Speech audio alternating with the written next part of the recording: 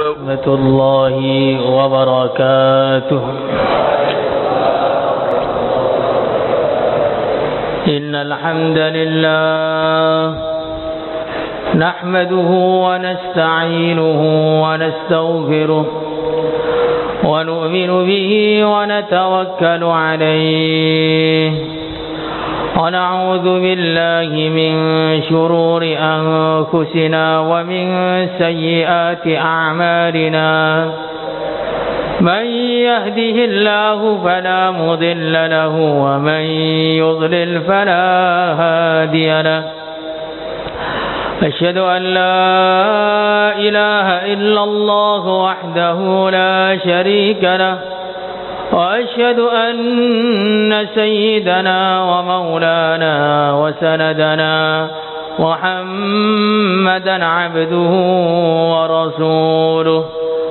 اللهم صل وسلم وبارك على سيدنا ومولانا محمد وعلى آله وأصحابه وذرياته والتابعين لهم بإحسان إلى يوم الدين.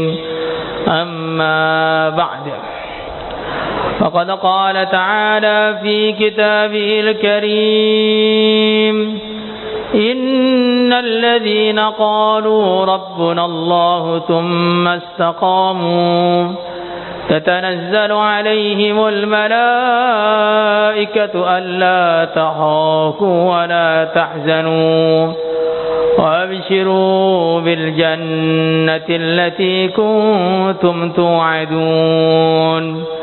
نحن أولياؤكم في الحياة الدنيا وفي الآخرة ولكم فيها ما تشتهي أنفسكم ولكم فيها ما تدعون.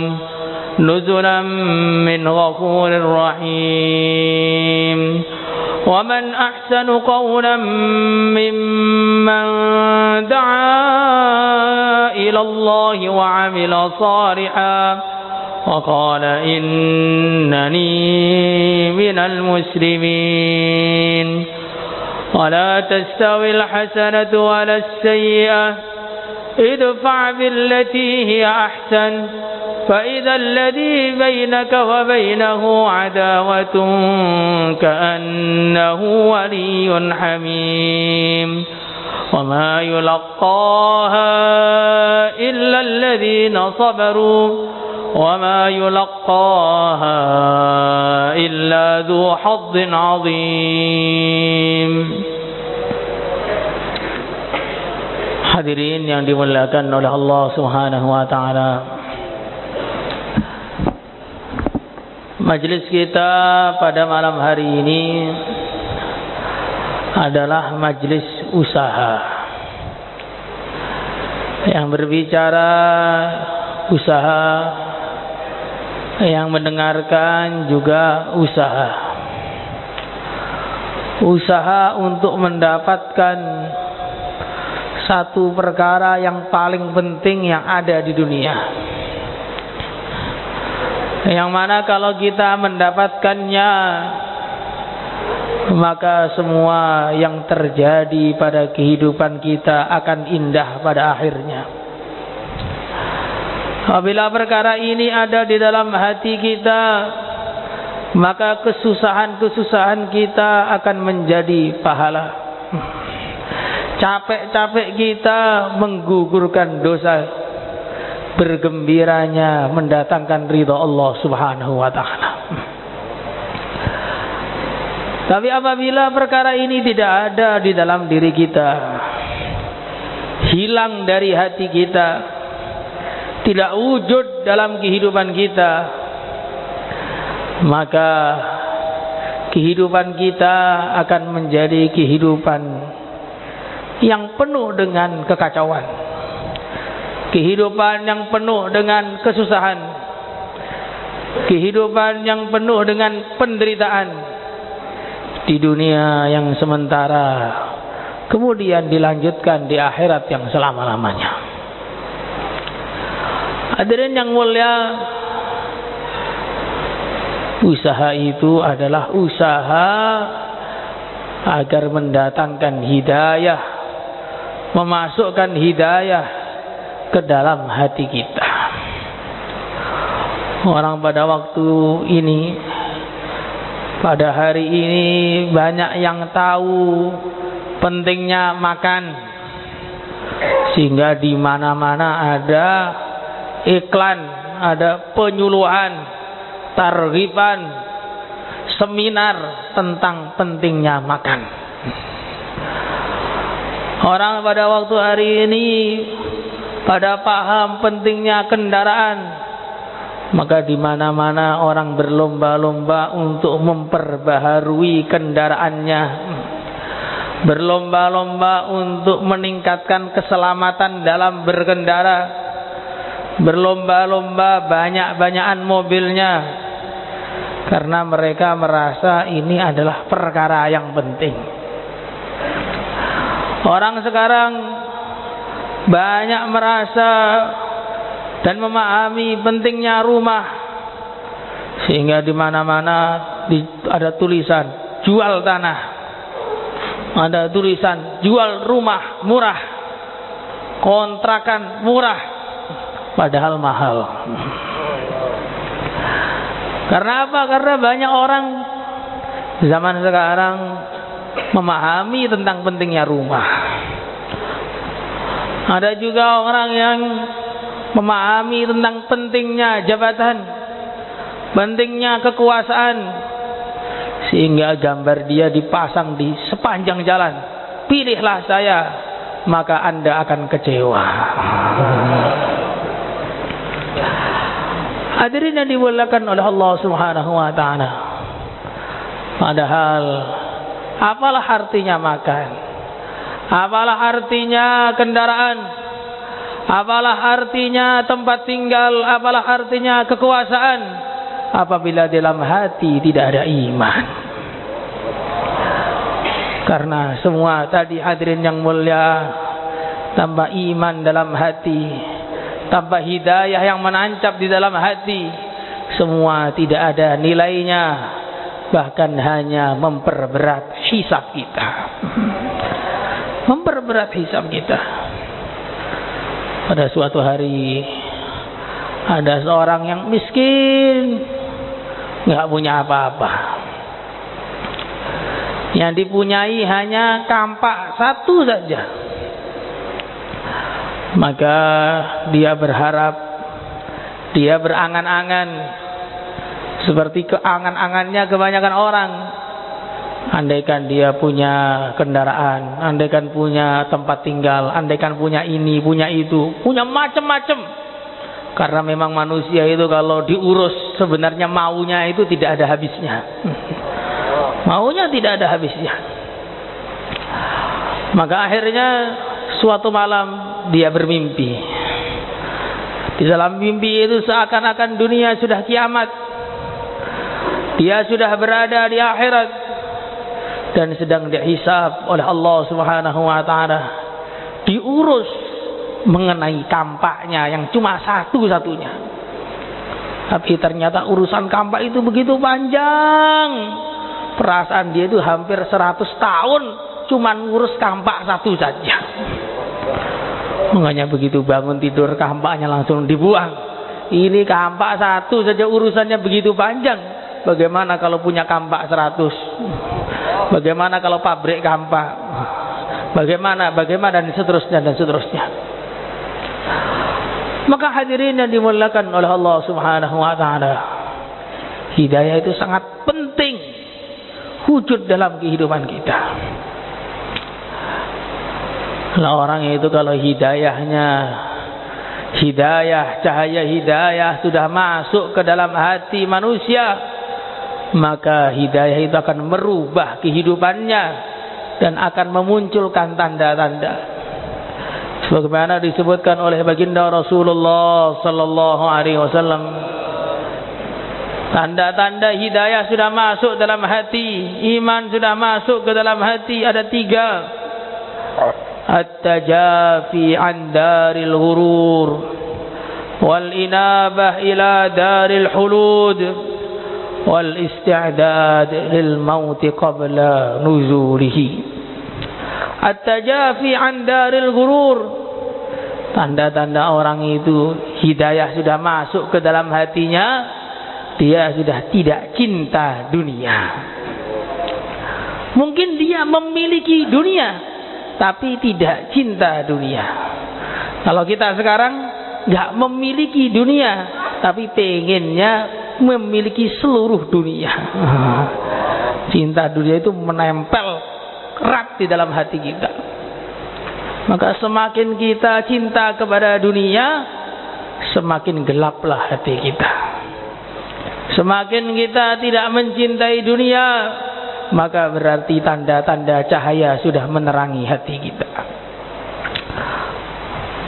Kenapa kok orang itu kalau dapat hidayah sudah tidak cinta dunia?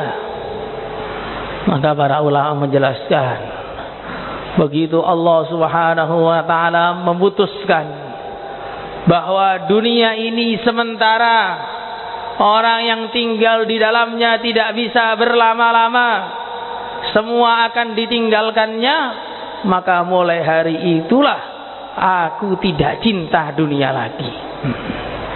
Inna lillahi ibadan futana talaqud dunya wa khaful fitana nadaru fiha falamma alimu annaha laysat lihayyin sakana ja'aluha lujjatan fattakhadu salihal a'mali fiha sufuna.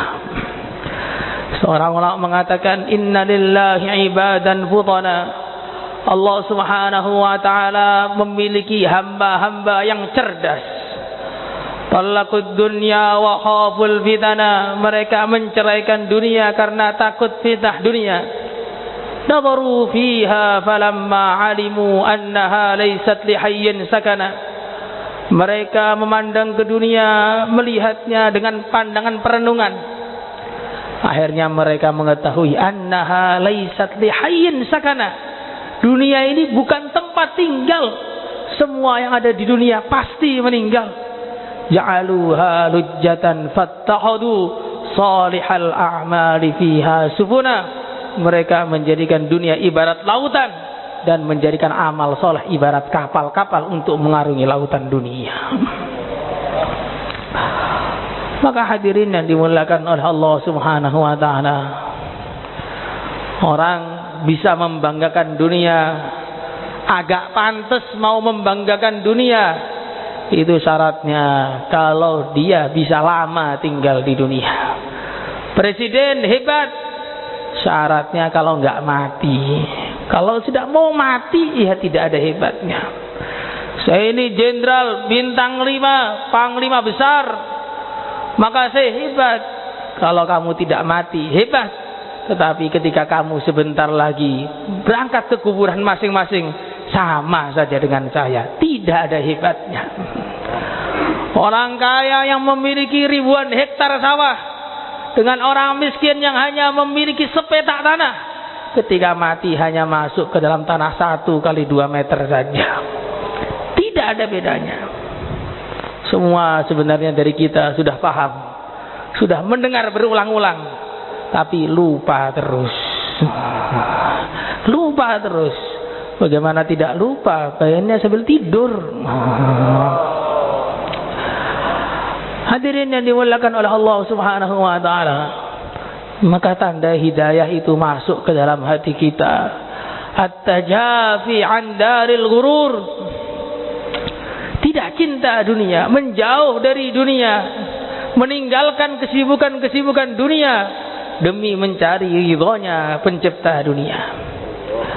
Maka seorang ahli hikmah mengatakan, alangkah kasihannya ahli dunia, hari-hari mikir dunia, pembicaraannya dunia, angan-angannya dunia, cita-citanya dunia, kerjanya untuk dunia, dalam mimpi pun memikirkan dunia, akhirnya hanya meninggal dunia. Coba kalau kita renungkan, ya semua orang itu seperti itu, yang hanya mikir dunia. ke sawah tiap hari dicangkuli terus sampai badannya hitam. Nyangkul tiap hari ke sawah, ujung-ujungnya sawahnya juga nggak dibawa. Polisi yang tidak peduli malam. Kemudian ketika dia mati, barang yang ditukul itu satu pun tidak dibawa. Ada orang yang tiap hari berangkat ke kantor, kerja di sana siang dan malam, ngelembur sampai jam 12 malam, biar naik pangkatnya. Jadi golongan 1 naik golongan 2, golongan 2 naik golongan 3, golongan 3 naik golongan 4, eselon 1, eselon 2 dan seterusnya. Ujung-ujungnya kalau mati ya kain kafan putih saja yang dibawa. Itulah ahli dunia. Maka kalau orang itu pikirannya dunia, ahli dunia, maka kematian dia, hari kematian dia adalah hari yang paling mengerikan. Karena semua apa yang dicita-citakan, apa yang dia kumpulkan, apa yang dia usahakan harus dia tinggalkan sekarang tanpa bisa menunggu besok. Kok menunggu besok? 5 detik lagi pun gak bisa. Anaknya datang kepada dia, Pak, jangan mati dulu. Kalau bapak mati siapa yang ngurus saya? Tidak berguna. Istrinya datang menangis, Pak, kalau kamu mati siapa yang nemenin saya? Tidak berguna. Tetangga-tetangganya teriak-teriak, Pak, kalau kamu mati siapa yang akan merawat kami? Tangisannya semua tidak berguna. Itulah ahli dunia. Maka orang yang pintar adalah orang yang meninggalkan dunianya untuk akhiratnya. Semuanya insyaallah hadirin. Hadirin yang dimuliakan oleh Allah Subhanahu wa taala. Kemudian yang kedua, wal inabah ila daril hulud. Tanda-tanda orang itu hidayah sudah masuk ke dalam hatinya adalah dia selalu mikir akhirat. Pikirannya akhirat. Apa-apa itu yang dipikirkan ada pahalanya atau tidak. Ditanya milih makan soto atau sate, milih-milih seperti itu ada pahalanya atau tidak? Ya sama saja. Ya sudah, semuanya saja nggak apa-apa. Jadi orang itu kalau pikirannya akhir, apa saja itu yang dipikirkan pahalanya. Bahkan semua kejadian yang ada di dunia ini mengingatkan dia kepada kejadian yang terjadi di akhirat. Ketika dia datang ke bandara, airport, banyak pemeriksaan. Bajunya diperiksa, tasnya diperiksa, nanti kalau ada logam dihentikan.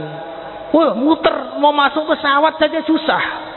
Akhirnya dia merenung, ini loh cuma naik pesawat susahnya begini, bagaimana nanti kalau masuk surga? Ketatnya seperti apa pengecekan itu? Dia ketika di sana mempersiapkan bekal seadanya, beli tiket kelas ekonomi. Jadi ngantrinya panjang, datang duluan itu masuknya belakangan. Tapi di samping dia ada orang tuh tiket kelas bisnis, modalnya lebih banyak. Datang belakangan, masuk duluan. Akhirnya dia mikir juga, Masya Allah, di dunia itu orang yang mau korban lebih dapat fasilitas lebih. Begitu juga kalau saya mau korban di dunia ini yang lebih untuk akhirat saya, pasti di surga sana akan dapat fasilitas lebih. Hadirin yang dimuliakan oleh Allah Subhanahu wa taala, apa saja yang dia lihat akan mengingatkan dia kepada akhirat. Ketika dia makan, waktu itu dia sangat lapar, seakan-akan semua makanan yang di depannya akan disantap semua, akan dilahap semua. Begitu 1 piring sudah mulai kenyang, 2 piring tambah kenyang, 3 piring perutnya sudah mulai nggak enak. Maka apa yang dipikirkan? Inilah dunia. Makan pengennya semua, ternyata 3 piring sudah nggak kuat. Kalau saya di surga makan sepuasnya, nggak ada kenyang-kenyangnya. Makan ingat akhirat, tidur pun ingat akhirat. Mau tidur di markas, waktu iktikaf, tiba-tiba digigit nyamuk, langsung nggak bisa tidur. Kepingat akhirat lagi, Masya Allah, nyamuk markas saja sudah nggak bikin saya nggak bisa tidur. Bagaimana kalajengking di neraka nanti? Langsung bangkit, sholat tahajud, gak tidur-tidur lagi. Hadirin yang dimuliakan oleh Allah Subhanahu wa taala. Itulah orang itu kalau memikirkan akhirat. Apa saja yang terjadi pada kehidupannya akan mengingatkan dia kepada akhirat. Tapi sebaliknya kalau orang itu tidak mikir akhirat, hidayah tidak ada dalam hatinya, tidak mau mikir akhirat, akhirnya majlis bayan pun gak ingat akhirat, waktu sholat pun gak ingat akhirat, tengah-tengah zikir gak ingat akhirat, waktu keluar gak ingat akhirat, di dalam amal saja tidak ingat akhirat, apalagi di luar amal. Sempurna lupanya, sempurna lalainya, sempurna dosanya. Maka perlu kita lihat kepada diri kita masing-masing ini, tanda hidayah itu sudah ada atau belum. Jangan merasa saya ini sudah jos, saya ini orang lama tidak keluar, sehingga saya ini sudah tidak perlu mendengarkan bayan semua sudah di luar kepala saya sudah tidak ada isinya. Maka hadirin yang dimuliakan oleh Allah Subhanahu wa taala, sebelum kita banyak mengaku yang aneh-aneh atau mengklaim yang tidak-tidak, lebih baik ngaca dulu. Sebenarnya tanda-tanda hidayah itu sudah ada atau belum dalam hati kita. Kemudian yang ketiga kalinya, ketika hidayah sudah masuk ke dalam hatinya seorang manusia, dikatakan oleh baginda Rasulullah sallallahu alaihi wasallam, wal isti'dad lil maut qabla nuzulih, dia persiapan mati sebelum datangnya kematian. Dalam satu hadis dikatakan, al kayyisu man dana nafsah wa amila lima ba'dal maut. Orang yang cerdas, orang yang pintar adalah orang yang bisa menundukkan nafsunya, kemudian amal untuk kehidupan setelah kematiannya. Maka dari hadis ini bisa disimpulkan bahwa orang yang pintar adalah orang yang mikir akhirat. Dalam hadis lain dikatakan, baginda Rasulullah sallallahu alaihi wasallam ditanya, manil akyas, siapa orang yang paling cerdas? Maka Nabi mengatakan, aktsaruhum dzikran lil maut, orang yang paling cerdas adalah orang yang paling banyak ngingat mati dan paling banyak persiapan mati. Itulah orang cerdas. Maka kalau kita jalan sekarang ini di tempat kita maupun di mana saja, banyak orang yang persiapan. Kalau ditanya, Pak, persiapan apa? Ini sudah mulai hujan, nah, persiapan nandur. Nanti persiapan apa? Persiapan buka toko. Persiapan apa? Persiapan mau mantu. Persiapan apa? Persiapan kerja. Persiapan apa? Persiapan pilkada. Gak pernah kita dengar. Mau apa, Pak? Persiapan mati itu belum pernah dengar. Artinya kebanyakan orang di dunia ini kurang pinter. Kurang pinter. Karena semua yang ada di dunia ini hakikatnya tidak pasti. Buka toko itu tidak pasti, belum tentu kita sampai ke toko masih hidup. Mau mantu itu tidak pasti, belum tentu kita waktu anak kita nikahan kita masih hidup. Berapa banyak orang yang menyiapkan tenda untuk nikahan, ternyata tendanya digunakan untuk tahlilan diahnya. Kita mau ke sawah itu juga nggak pasti, mau nyangkul tuh buat nanam padi, ternyata nyangkul buat gali kuburannya sendiri. Maka sebenarnya orang yang pintar tuh mikirkan yang pasti. Yang pasti itu apa? Al-maut. Al-maut hayatu batilu. Kematian adalah hak, sedangkan hidup itu adalah hanya semu belaka. Maka kalau orang itu belum mikir mati, belum persiapan mati, berarti namanya masih kurang pintar. Walaupun gelarnya profesor, doktor, S1, S2, S3, S krim, S lilin, tetap saja kalau nggak mikir mati nggak pintar. Maka hadirin yang dimuliakan oleh Allah Subhanahu wa taala, perlu kita renungi tiga perkara ini. Apakah kita sudah tidak cinta dunia? Apakah kita sudah ingat akhirat? Apakah kita sudah persiapan mati atau belum? Kalau kita 3 perkara ini sudah mulai ada, kita bersyukur kepada Allah. Kalau 3 perkara ini belum wujud dalam kehidupan kita, kita perlu banyak-banyak istighfar kepada Allah. Hadirin yang dimuliakan oleh Allah Subhanahu wa taala. Tapi Allah Subhanahu wa taala yang Maha Rahman, yang Maha Rahim, selalu memberikan solusi bagi hambanya, selalu memberikan jalan keluar bagi hambanya, sehingga Allah memberikan jalan-jalan, cara-cara agar manusia ini mendapatkan hidayah, sehingga dia sukses dunianya, sukses akhiratnya. Usaha hidayah yang pertama kali yang perlu kita wujudkan dalam kehidupan kita, bahkan harus kita wujudkan dalam kehidupan kita, adalah usaha mengulang-ulang kalimat iman, kalimat la ilaha illallah, diulang-ulang terus. Sebagaimana kita telah sering mendengar, jaddidu imanakum, perbaharuilah iman kalian. Qila wa kaifa nujaddidu imanana, aktsiru min qawli la ilaha illallah. Perbanyak mengucapkan la ilaha illallah, perbanyak mengulang-ulang kalimat iman dan mendengarkan kalimat iman.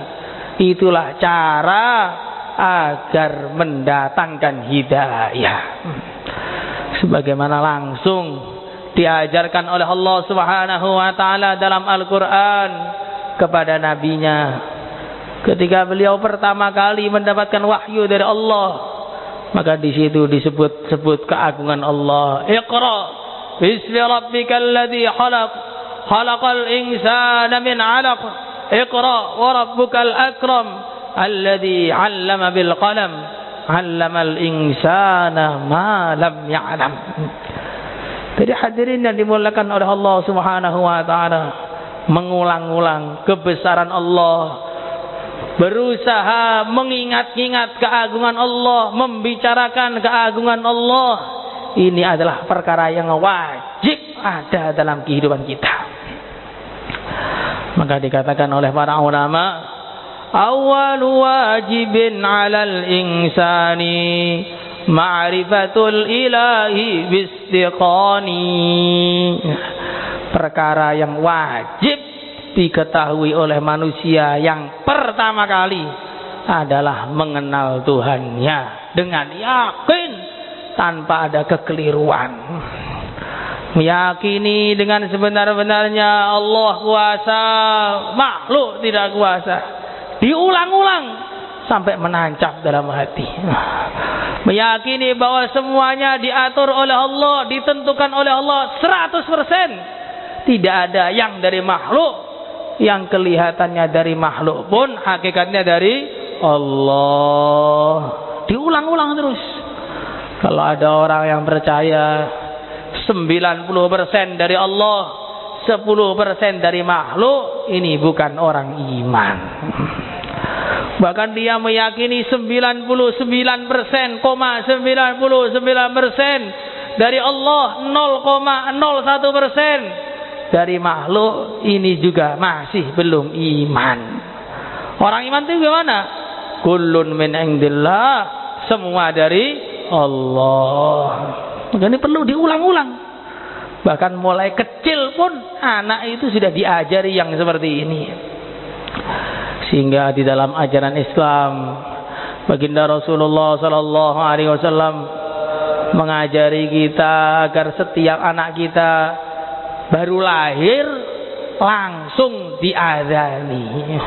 Baru lahir langsung diadzani, Allahu Akbar, Allahu Akbar, asyhadu an la ilaha illallah. Anak baru lahir langsung dikenalkan dengan keagungan Allah. Sebelum kenal ayahnya, sebelum kenal ibunya, dikenalkan dengan pencipta ayahnya, pencipta ibunya. Sebelum diminumi susu, dikenalkan dengan yang menciptakan susu. Sebelum kenal dengan dunia, dikenalkan dengan pencipta dunia. Siapa hadirin? Allah. Allahu Akbar. Allahu Akbar. Asyhadu an la ilaha illallah. Dari kecil sudah diajari. Kenal itu dengan Allah dulu. Asyhadu anna Muhammadar Rasulullah. Kemudian yang kedua kalinya dikenalkan dengan utusan Allah, yaitu yang mulia Nabi Agung Muhammad sallallahu alaihi wasallam. Ayah berjasa kepada anaknya, ibu berjasa kepada anaknya, orang-orang lain, kerabat-kerabat juga berjasa kepada anak. Akan tetapi tidak ada yang lebih berjasa melebihi kepada anak melebihi yang mulia Nabi besar Muhammad sallallahu alaihi wasallam. Karena Nabi bukan memberikan makan, Nabi bukan memberikan minum, Nabi bukan memberikan rumah, Nabi memberikan surga kepada kita. Maka sudah seharusnya umat ini kenal Nabi melebihi kenal dirinya, itu sudah seharusnya. Kalau ada orang datang kepada kita ngasih permen, apa yang terjadi? Ya kita akan ingat beberapa menit kemudian, tapi lupa. Kalau ada orang ngasih kita motor, kita akan ingat sampai sekian tahun, kemudian lupa. Kalau ada orang ngasih rumah kepada kita, kita akan ingat sak matinya pun kita nggak lupa. Karena rumah ini perkara besar. Dan Nabi bukan ngasih permen, bukan ngasih motor, bukan ngasih rumah. Nabi itu ngasih surga kepada kita. Maka orang dengar nama Nabi, kok nggak mau baca salawat? Hatinya tidak tergerak, betul-betul jauh dari rahmat Allah. Maka baginda Nabi sallallahu alaihi wasallam, beliau naik tangga kemudian mengatakan amin. Ditanya oleh sahabat, kenapa engkau tiba-tiba mengucapkan amin ya Rasulullah sallallahu alaihi wasallam? Maka beliau mengatakan, Jibril telah datang kepada aku dan dia mengatakan, ba'uda man dzukirta 'indahu falam yusalli 'alaik. Jauh, sangat jauh dari rahmat Allah orang yang mendengar nama engkau disebut kemudian dia tidak mau baca salawat. Allahumma shalli ala sayyidina Muhammad. Hadirin yang dimuliakan oleh Allah Subhanahu wa taala. Indah tanda seorang itu cinta kepada Nabi. Nama Nabi disebut itu ada reaksi. Kalau nama Nabi disebut diam saja malah tekluk. Ini salah besar ini.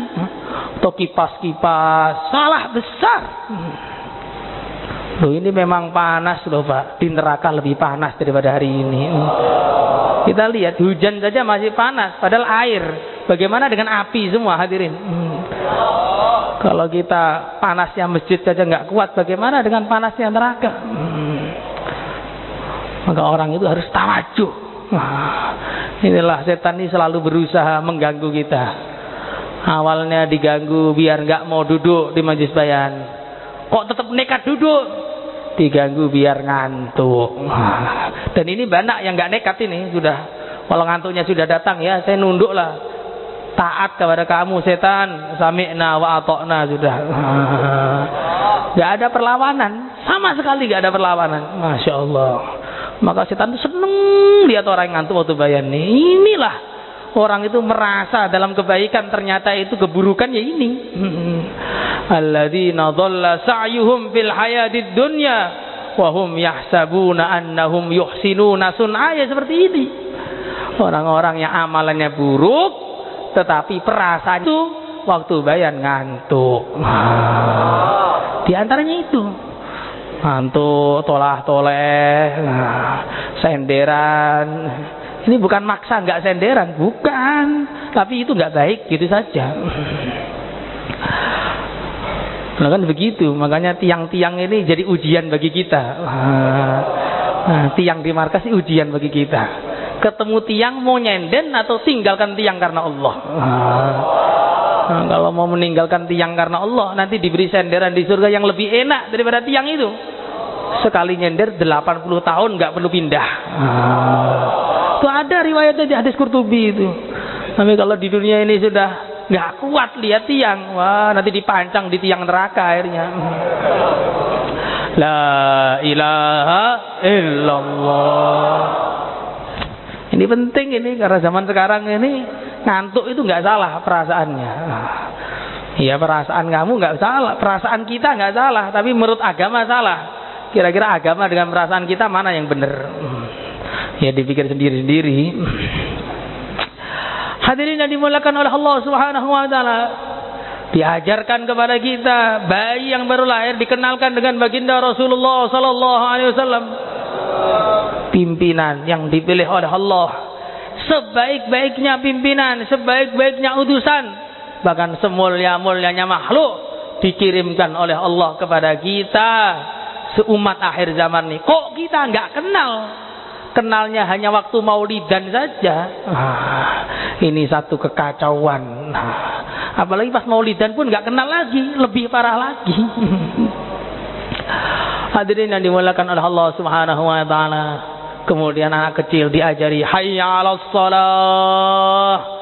Dari kecil itu sudah diajari untuk sholat, diajak untuk sholat. Maka ini juga pelajaran bagi kita. Orang itu dakwah, walaupun yang diajak gak paham pun tetap ada nilainya. Bahkan yang ngajak ikut gak paham saja ada nilainya. Hanya hayya 'alas shalah banyak, tapi tetap saja disuruh azan. Anak kecil tetap disuruh azan, tetap disuruh diazani, menunjukkan kepada kita ngajak itu satu kebaikan yang besar. Sampai kalaupun orang yang ngomong itu nggak paham tentang apa yang diomongkan, itu tetap ada fadilahnya. Tapi syaratnya yang diomongkan benar. Jangan diteruskan, oh nggak paham nggak apa-apa, ngawur sendiri, bikin Bukhari, hadis buatan Karkun sendiri. Nggak boleh begitu. Man kadzaba alayya muta'ammidan falyatabawwa maq'adahu minan nar. Siapa yang bikin hadis palsu, ngarang sendiri, siap-siap nyari tempat tinggal di neraka, kata Nabi. Maka kalau yang kita tahu itu, ya itu saja yang disampaikan, diulang-ulang terus. Paham nggak paham, yang penting saya pakai. Insyaallah semuanya hadirin. Hadirin yang dimuliakan oleh Allah Subhanahu wa taala. Bicara tentang keagungan Allah, meningkatkan iman. Bicara tentang keagungan Allah, mendatangkan pertolongan Allah. Maka para ulama mengatakan, kalau kita ini pengen mendapatkan pengalaman iman, caranya bagaimana? Caranya ketika suasana dan keadaan mengajak kita untuk tidak ingat kepada Allah, mengajak kita untuk konsentrasi pada makhluk. Kok pada waktu itu kita konsentrasi hanya kepada Allah, maka disitulah akan datang pertolongan Allah. Ini perlu nih kita wujudkan pada diri kita masing-masing. Karena kata para ulama, mereka mengatakan bahwa kalau orang itu hanya mendengar cerita iman saja, iman itu kurang masuk dalam hati. Iman akan masuk dalam hati kalau orang itu punya pengalaman iman. Kapan pengalaman iman datang? Pengalaman iman datang kalau dalam suasana dan keadaan menuntut kita, mengajak kita lupa kepada Allah. Kok di situ tetap ingat kepada Allah, di situlah akan terjadi macam-macam pertolongan Allah yang menjadikan kita tambah kuat imannya kepada Allah, hatinya semakin terang benderang dengan cahaya hidayah. Maka ada satu rombongan keluar ke Blora. Zaman dulu ini Blora itu kan ya seperti kita tahu hutan belantara, nggak ada listrik, nggak ada apa. Maka apalagi waktu itu, sekarang saja masih begitu, apalagi dulu ya. Maka rombongan ini tengah-tengah hujan begini, jam 12 malam mobilnya mogok, akinya itu langsung soak, tekor. Maka pimpinan rombongan itu keluar dari mobil, langsung angkat tangan, ya Allah, kami dalam perjalanan menyampaikan agamamu, ya Allah, tolonglah kami. Baru begitu tiba-tiba datang orang itu bawa aki.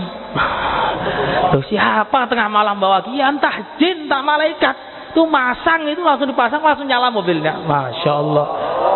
Coba kalau kita Tengah-tengah macet, telepon markas, Pak, mobilnya macet. Ya, nggak pernah pengalaman iman, ada pengalaman kuota habis adanya.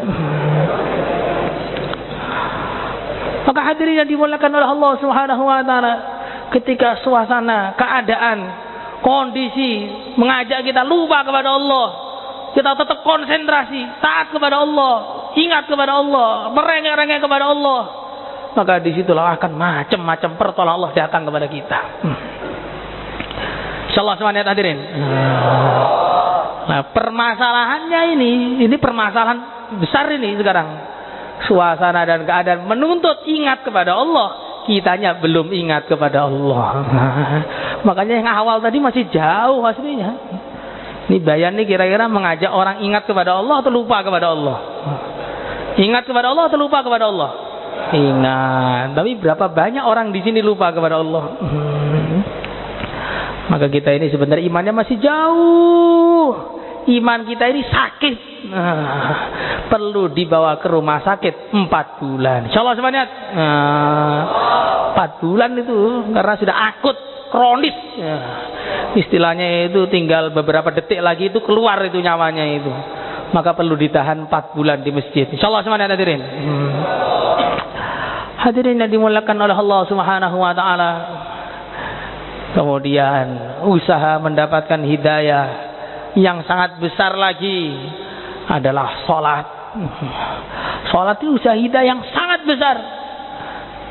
Maka kita perbaiki sholat kita, dimulai dari wudunya. Wudu ini bukan sekedar mencuci muka.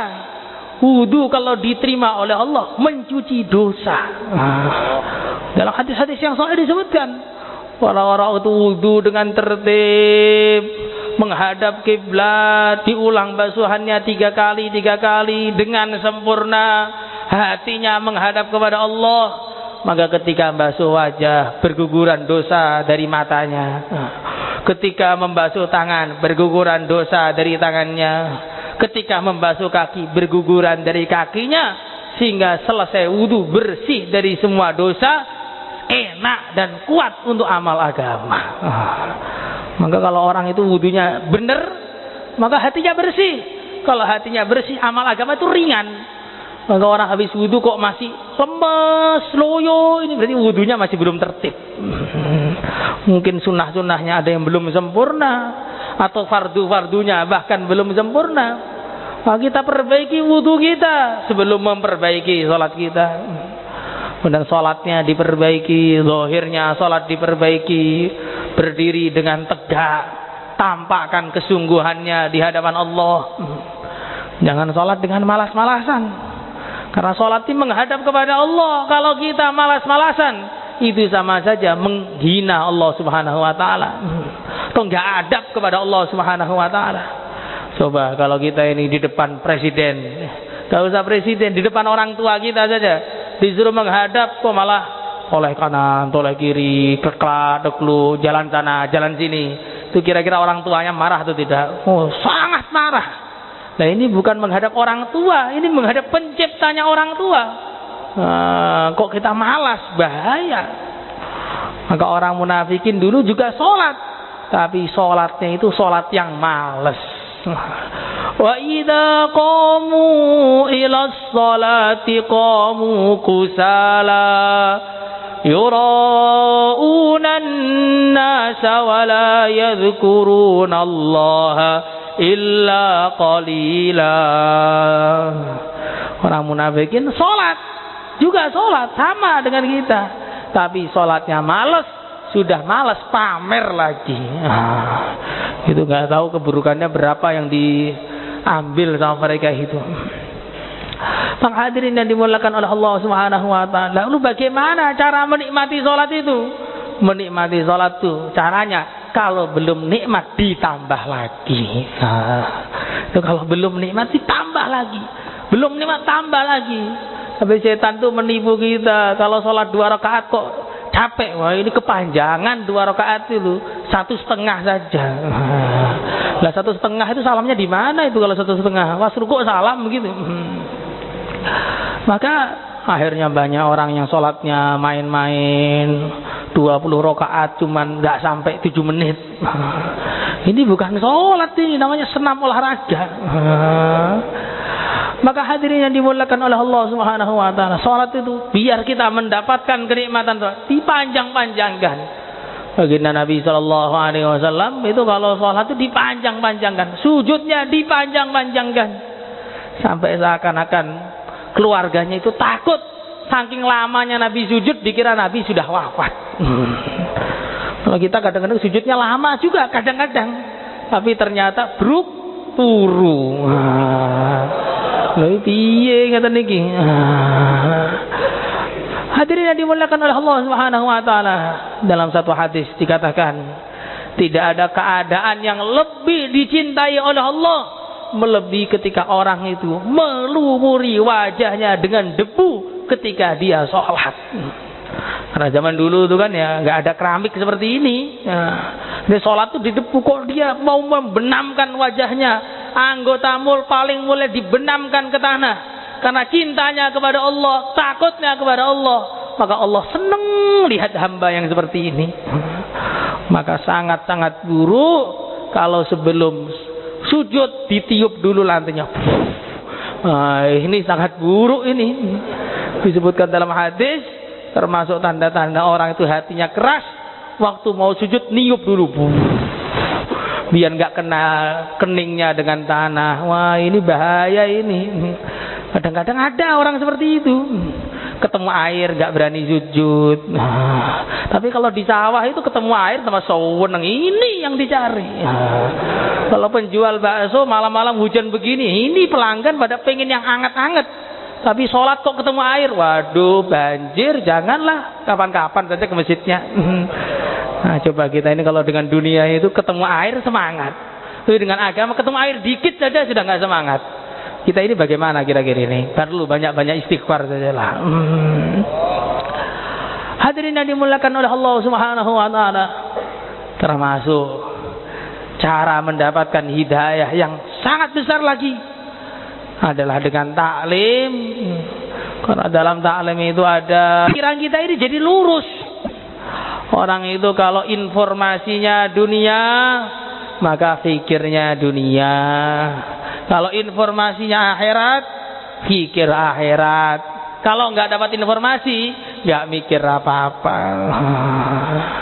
Nah, kita ini milih mana? Milih dunia atau milih akhirat? Kalau malah akhirat harus banyak baca taklim. Di masjid kita hidupkan taklim, di rumah kita hidupkan taklim, waktu keluar kita hidupkan taklim, sampai merasuk dalam hati. Soalnya insyaallah hadirin. Pernah ada jamaah itu dikirim ke Lampung, di Waikambas sana, dekat-dekat dengan tempat-tempatnya gajah itu. Dan di sana waktu itu mungkin belum ada masjid yang terima atau bagaimana. Tapi jamaah ini jamaah yang ikhlas sungguh-sungguh. Di tengah hutan pun taklim. Di tengah hutan taklim. Tengah-tengah taklim, tiba-tiba ada suara gemresek, resek, paget semua jamaah ini. Ada apa ini? Ternyata rombongan gajah itu nggak tahu puluhan atau ratusan duduk pengen dengarkan taklim. Loh ini loh, gajah saja pengen dengerin taklim. Loh karkun 4 bulan kok malah lari waktu taklim ke dapur, bagaimana? Alasannya nyiapkan khidmat. La ilaha illallah. Itu penting atau tidak hadirin? Maka taklim yang serius. Karena dulu taklim ini telah menjadi asbab hidayah yang sangat besar. Dengan sebab taklim di rumahnya Sayyidah Fatimah bintul Khattab, Sayyidina Umar masuk Islam. Dengan sebab Islamnya Sayyidina Umar, hampir 2/3 dunia masuk Islam. Nah, maka ini taklim itu sangat penting. Maka kita hidupkan di rumah-rumah kita, kantor-kantor kita. Insyaallah semuanya hadirin. Hadirin yang dimuliakan oleh Allah Subhanahu wa taala, termasuk asbab hidayah yang besar lagi adalah majlis zikir kepada Allah. Duduk mengingat Allah, bersepi-sepi dengan Allah. Ini termasuk amalan yang penting sekali. Karena kita ini semuanya akan mati, dan di kuburan itu sendiri. Kalau sebelum di dunia ini nggak pernah latihan, sepi-sepi hanya dengan Allah, nanti di kuburan bingung. Karena di kuburan itu sendiri. Maka di dunia harus kita latih. Jam 2 malam, jam 3 malam sendirian, hanya kita dan Allah. Ya Allah, ya Allah, Allah, Allah, astagfirullah. Terus begitu. Akhirnya sampai merasakan istighnas billah. Ayem menghadap kepada Allah. Kalau sudah ayem menghadap kepada Allah, nggak pernah kesepian lagi. Maka kalau ada orang bilang, saya ini kesepian, ditinggal mati istri saya, ini kurang zikir. Kurang zikir. Saya sudah zikir, tasbih saya itu panjang.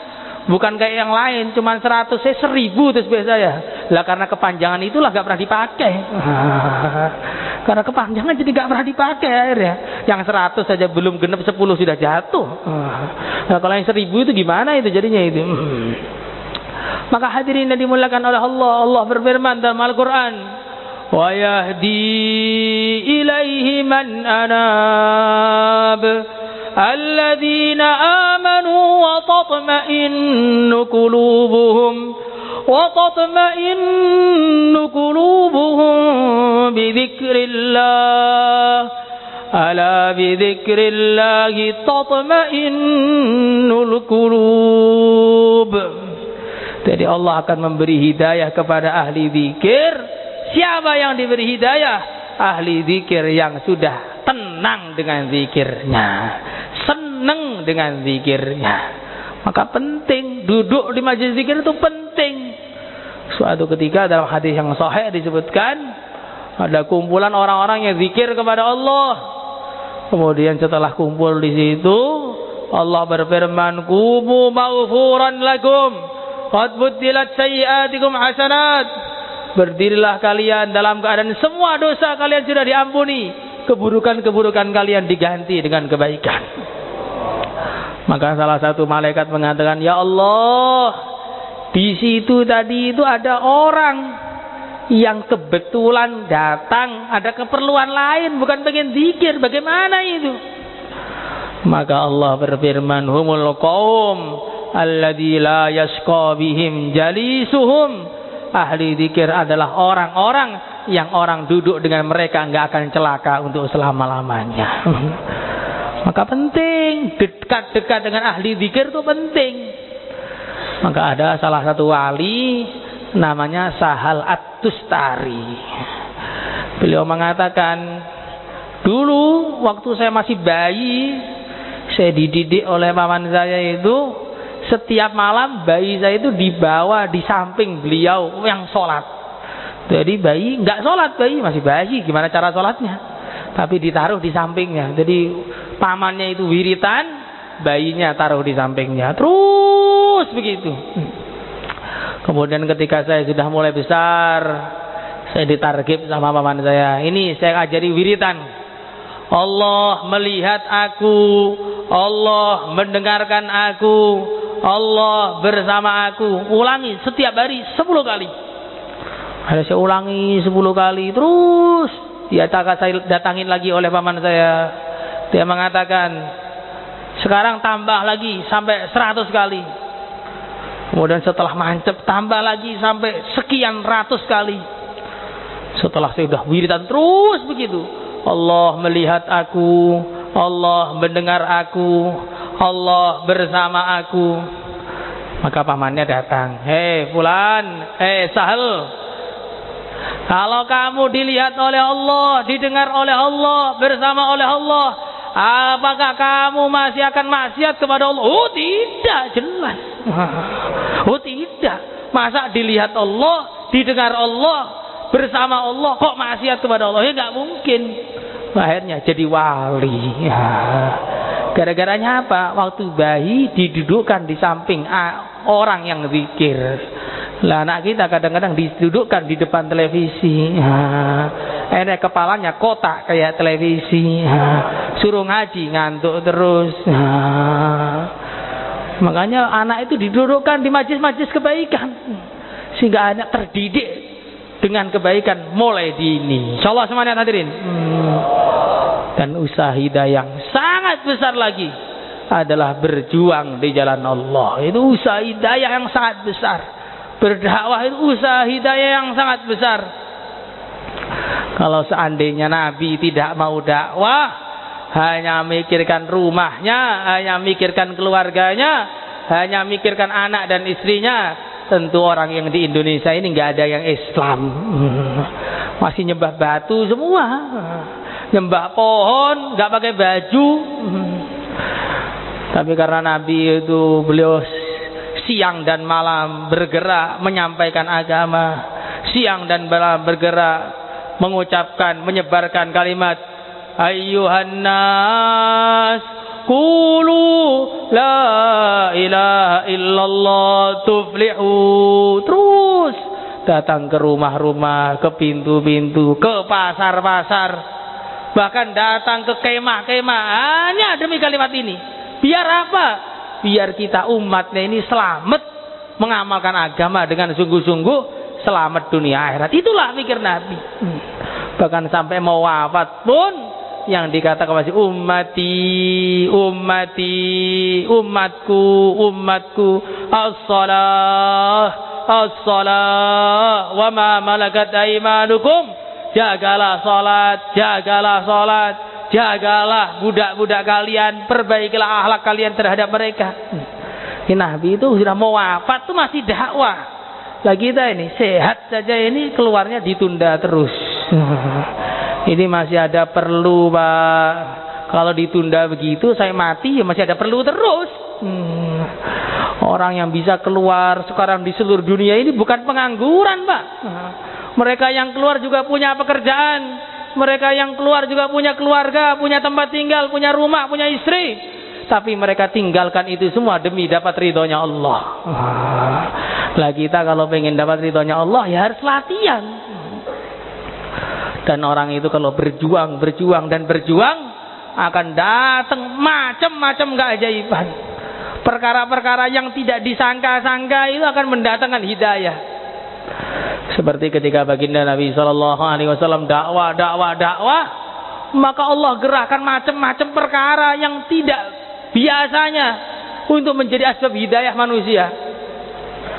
Suatu hari ada pengembala kambing. Pengembala kambing itu melihat ada seekor serigala menangkap kambingnya, dikejar kambingnya itu dan serigalanya maksudnya, dikejar, akhirnya ketangkep. Maka kambing yang sudah ditangkap itu ditarik sama penggembalanya. Jangan diambil, enak saja. Maka tiba-tiba serigalanya itu setelah diambil bukan lari, malah duduk menghadap kepada penggembalanya itu. Hei fulan, bagaimana mungkin kamu mengambil rizki yang sudah diberikan oleh Allah kepada aku? Ngomong serigalanya. Maka penggembalanya kaget. Wah, serigala bisa ngomong, aneh sekali ini. Maka serigalanya malah jawab lagi, bukan jawab, naskil. Kamu heran saya bisa ngomong. Ada yang lebih mengherankan lagi. Ada nabi di Madinah sana menyampaikan agama yang unik-unik. Datang ke sana, iman sana. Maka ke penggembalaan datang ke Madinah, iman jadi sahabat. Ini serigala kok bisa dakwah, ini bagaimana? Karena suasana sudah dakwah semua. Akhirnya serigala pun ikut berdakwah. Nah, sekarang suasana orang tuh malas semua. Akhirnya yang katanya tahu agama pun melarang orang dakwah. Yang sudah keluar pun kalau ditaskil banyak alasan. Bukan hanya serigala, bahkan berhala pun naskil zaman dulu itu. Ada namanya sahabat Abbas bin Mirdas. Dia ini dari kabilah, kurang lebihnya begitu. Maka suatu hari sebagaimana rutinannya beliau datang kepada berhala untuk disembah. Pada waktu itu memang berhala yang disembah.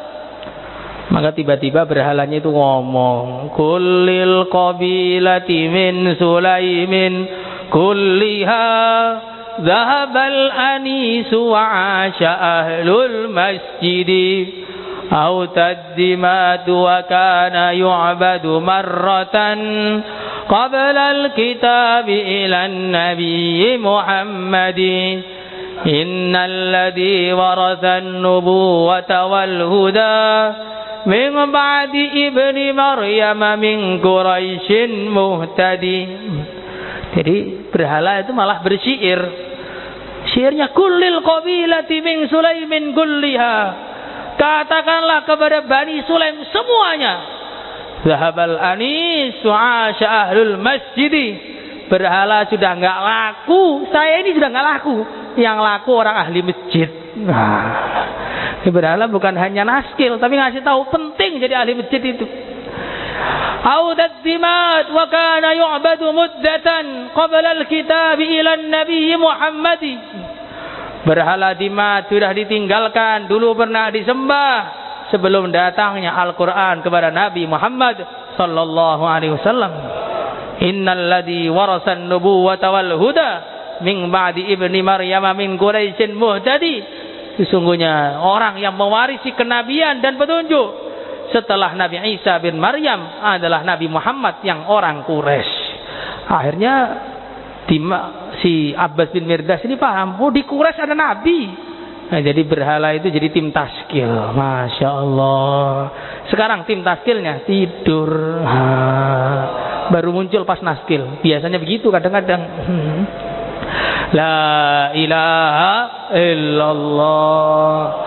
Maka bagaimana dari masjid kita ini kita keluarkan jamaah ke seluruh alam. Insyaallah semuanya.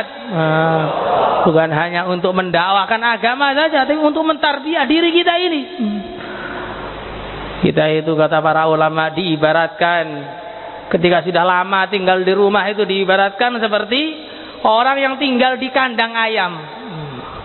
Awal-awal orang itu kalau tinggal di kandang ayam maka itu bau sekali, tai ayam bau, apa-apa di situ nggak betah. Tapi setelah lama tinggal di situ sekian tahun, bau tai ayam itu sama dengan bau coklat. Sarapan di situ biasa, tidur di situ biasa, ngobrol di situ biasa, bahkan pada ngajak orang untuk masuk situ. Ini coba lihat kandang saya ini, padahal bau itu. Tapi karena hidungnya itu sudah terbiasa dengan seperti itu, akhirnya udah error hidungnya, nggak bisa membedakan lagi. Nah, bagaimana cara menormalkan orang yang sudah lama di kandang ayam itu? Caranya tarik jauh-jauh dari kandang ayam, disterilkan sekian hari, maka dia akan paham. Oh ini tai toh, saya kira coklat kemarin. Nah, begitu juga orang itu kalau sudah lama di rumah, ada kemaksiatan di rumah itu dikira kebaikan. Maka bagaimana caranya biar dia paham rumahnya banyak keburukan? Tarik keluar dari rumahnya 40 hari full, bukan daftari. Akhirnya nanti kalau pulang paham, loh ini televisi ini perlu dipinggirkan, ini majalah-majalah perlu diganti dengan Al-Quran, komik-komik diganti dengan kitab Fadilah Amal, alas-alas diganti dengan sajadah. Akhirnya rumahnya itu jadi penuh dengan nur. Syaratnya gimana biar tahu bahwa rumahnya itu banyak keburukan? Harus keluar dulu. Kalau dalam terus dikasih tahu, Pak televisi nggak bagus. Oh televisi ini yang menyebabkan saya ini terhibur tiap hari kok nggak bagus bagaimana? Ini majalah ini kurang bagus Pak. Loh saya ini dapat info tiap hari dari sini kok nggak bagus bagaimana? Nah, kalau sudah keluar yang serius akhirnya paham. Nggak perlu disuruh, sudah berangkat sendiri. Insyaallah semuanya hadirin.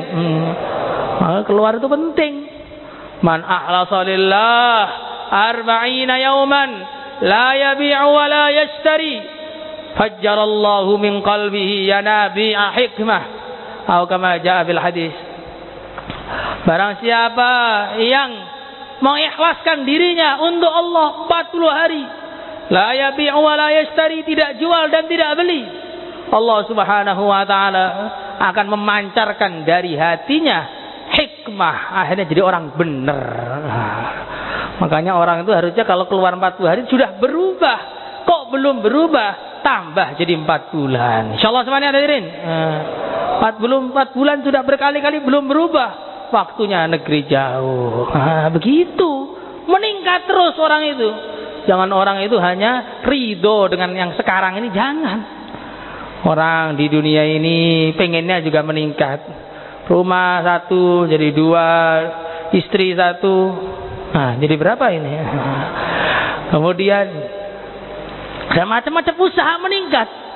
Dan semakin berkembang otaknya, semakin beda lagi pikirannya. Kalau anak kecil yang belum paham, sukanya itu permen, dikasih duit nggak mau. Pokoknya karena otaknya itu belum genep, pikirannya permen terus. Jadi kalau sudah mulai gede dikit, nah mulai senang duit, senang sepeda, senang motor, senang jalan-jalan. Kalau mulai gede sedikit lagi, mulai dewasa, pengen kawin, akhirnya mejeng sana, mejeng sini. Kalau sudah kawin, pengen, nanti sudah punya rumah, punya anak, nanti pengennya rubah lagi, pengen jadi lurah, pengen camat, bupati, presiden. Kalau sudah meningkat lagi otaknya, nggak pengen dunia, pengennya itu surga. Lah bagaimana biar caranya meningkat ini? Kita tingkatkan dulu keluarnya. Dari 3 hari jadi 40 hari, dari 40 hari jadi 4 bulan, dari 4 bulan istiqomah tiap tahun, dari istiqomah tiap tahun nggak pernah bawa HP waktu keluar. Insyaallah semuanya hadirin. Kita luangkan betul, luangkan. Kita sudah mungkin ratusan kali mendengar seperti ini. Berapa kalikah kita sudah berangkat? Nah, itu pertanyaannya hadirin. Nah mungkin di markas ini ada yang dari tahun 90 sudah ke markas terus. Ada yang sudah 20 tahun ke markas. Ada yang sudah 30 tahun ke markas. Keluarnya itu berapa kali? Ada yang baru 3 kali, ada yang baru 2 kali, ada yang 1 kali, itu pun belum gendep. Baru 30 hari minta wafsi duluan. Nah, akhirnya nggak meningkat. Imannya itu jadi kurang meningkat. Maka bagaimana kita ini luangkan, ditata waktunya, terus berangkat. Insyaallah semuanya hadirin. Kebanyakan orang sekarang tuh ditata waktunya, terus nggak berangkat. Saya lagi nata dulu, datangi lagi persiapan dulu, datangi lagi masih nunggu ini, datangi lagi terus sampai mati nggak pernah punya amal akhirnya. Sudah banyak Pak, yang seperti kita ini sudah banyak. Maka jangan sampai kita itu seperti mereka yang menunda-nunda amal sehingga sampai berangkat ke akhirat tidak punya amal. Maka dikatakan oleh penyair, idza mitta lam tarhal bizadin minat tuqa wala qaita ba'dal maut man qad tazawwada nadim ta'ala annaka laisa kamislihi. Apabila engkau mati dalam keadaan tidak membawa bekal berupa amalan takwa, sampai di sana ketemu orang yang banyak bekalnya, apa yang terjadi? Nadim kita akan menyesal, tapi penyesalan pada waktu itu belum tidak berguna lagi. Lah mumpung penyesalan masih berguna, umur masih ada, waktu juga sebenarnya ada. Nah, maka bagaimana kita luangkan waktu kita ini untuk keluar jalan Allah. Semuanya hadirin. Kita ini dengar 4 bulan itu sudah gemetar. Padahal dulu SD 6 tahun ya biasa saja. SMP 3 tahun, SMA 3 tahun, 12 tahun untuk dunia nggak pernah kita ungkit. Ini 4 bulan sekali seumur hidup saja sudah bunyi-bunyi. Nah, ini bagaimana? Kita ini cinta agama atau cinta dunia? Itu baru yang sampai SMA, belum lagi tambah kuliah, jadi doktor, jadi apa? Sampai kepalanya botak pun nggak selesai. Nah, orang itu kalau diurus dunianya itu ya nggak selesai kalau ikut programnya di dunia. Dari SD, dari SMP, SMA, perguruan tinggi, nanti S2, sudah S2, nanti umur 50-60 program doktoral, sudah jadi doktor, pengen jadi profesor, nanti program pasca pensiun, nanti program lansia, sudah mau mati masih ada program. Cobalah kita ini mati kita malah gak kita program. Masya Allah. Hadirin yang dimuliakan oleh Allah Subhanahu wa taala, waktu muda ditaskil, nanti nunggu istri dulu. Sudah punya istri, ini masih pengantin baru. Sudah agak lama nunggu anak, sudah punya anak, momong anak. Sudah gede anaknya, persiapan mantu, sudah mantu, momong putu. Yo gak barbar kalau begitu. Ini satu contoh pendek saja, Pak. Ini orang-orang begitu terus rata-rata alasannya itu. Ini hampir semua alasan itu sudah saya sampaikan di sini ini. Nah, ini tinggal berangkatnya. Bagaimana? Insyaallah hadirin. Nah, kalau alasan di sini mungkin kita alasan yang naskil nggak bisa maksa. Tapi kalau alasan depan Israel kira-kira bisa diterima apa nggak alasan kita itu? Nanti di hadapan Allah alasan-alasan kita yang disebutkan tadi bisa diterima atau tidak? Kalau kira-kira nggak bisa diterima, nggak usah alasan, tinggal berangkat saja. Insyaallah, Bang. Sekarang yang niat keluar, Pak, mari 4 bulan dulu, Pak. negeri jauh dulu. Bismillah. Mari Pak, yang negeri jauh. Sekarang jamaah Turki baru dikirimkan. Yang niat negeri jauh silakan berdiri, silakan ditafakut lagi ke depan. Silakan. Silakan. Alhamdulillah dari masjid kita baru saja berangkat, sekarang sudah sampai di Turki, Masya Allah. Silakan hadirin, kita menyusul insya Allah. Satu jemaah sudah disiapkan lagi dari Getas akan berangkat ke Maroko, Maghribi. Nah, Getas itu padahal hutan loh Pak. Orang hutan naik Maroko, lah kita ini orang kota mau kemana? Mari, keluar Pak, negeri jauh. Bismillah. Silakan. Niat dulu.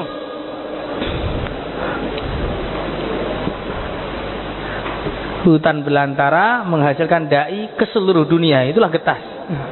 Jadi dulu tuh Getas itu ngirimkan jamaah ke Bahrain pernah, ke Oman pernah. Lah orang Temboro yang katanya punya markas ini disuruh keluar malah di tempat parkiran. Nah, bagaimana ini? Masya Allah. Mari. Bismillah. Silakan Pak. Bismillah Pak. Niat dulu Pak. Bismillah. Niat dulu Pak. Niat dulu. Bismillah. Silakan Pak berdiri Pak. Masya Allah. Teman kita yang berangkat ke Turki pun Masya Allah. Berawal dari niat. Sekarang IPB boleh Pak? Yang niat dulu Pak. IPB Pak. Silakan niat dulu Pak. Persiapan dulu. Masya Allah. Niat dulu. Semoga dengan niat kita ini segera dibuka insya Allah. Silakan. Bismillah silakan. Pak. Yang niat silakan Pak berdiri ke depan. Mari. Yang 1 tahun juga boleh ke depan. Ini Ustaz. Yang keluar 1 tahun boleh ke depan. 4 jamaah katanya. Bismillah. Yang keluar 1 tahun bisa ke depan biar menyemangati yang lain. Masya Allah. 40 hari Pak, silakan. 40 hari menemani santri nanti 18 November akan ada. Ya, 18 November ini ada 150 lebih jamaah mau dikeluarkan. Ya, mereka keluar, kitanya keluar apa enggak? Maka bismillah. Yang mau nemanin atau bareng waktu itu acaranya, bismillah, berangkat Pak. 40 hari, bismillah. Silakan Pak, bismillah Pak. Berdiri, alhamdulillah. Silakan. Beri jalan, Masya Allah. Beri jalan Pak, ya. Yang masih duduk-duduk bisa berdiri Pak. Niat 40 hari, boleh. Bareng santri ya boleh, keluar sendiri boleh. Yang enggak boleh, yang enggak keluar. Mari. Mas Turat, masalah. Mas Turat juga, bismillah. Silakan Pak, yang akan keluar Mas Turat, baik 3 hari, 10 hari, 15 hari. Silakan tafakut di sebelah selatan, silakan. Mari. Yang terakhir, bagaimana niatkan semuanya yang belum keluar ini i'tikaf. Insyaallah semua niat. Mendoakan yang keluar. Jangan 4 bulan enggak mau, 40 hari enggak mau, 15 enggak mau, i'tikaf juga enggak mau. Lah maunya apa kita di surga ini? I'tikaf insyaallah. Jangan selesai bayan tiba-tiba muncul ribuan orang berangkat ke rumah masing-masing. Nah, ini kalau dilihat dari akhirat itu jelek sekali itu dari akhirat. Kalau dari dunia bagus, bareng-bareng. Dari akhirat jelek. Makanya diniatkan, minimal niat dulu kita ini untuk i'tikaf. Insyaallah semuanya hadirin. Kurang lebihnya minta maaf. Subhanakallahumma bihamdika asyhadu an la ilaha illa anta astaghfiruka wa atubu ilaik. Assalamualaikum warahmatullahi wabarakatuh.